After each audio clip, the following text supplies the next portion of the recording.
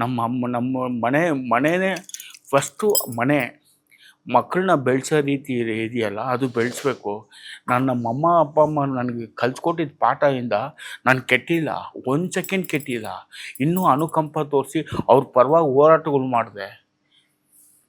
ಎಷ್ಟು ಗೊತ್ತಾ, ಎಂತೆಂಥ ವಿಷಯಗಳು ನೋಡ್ಬಿಟ್ಟೆ.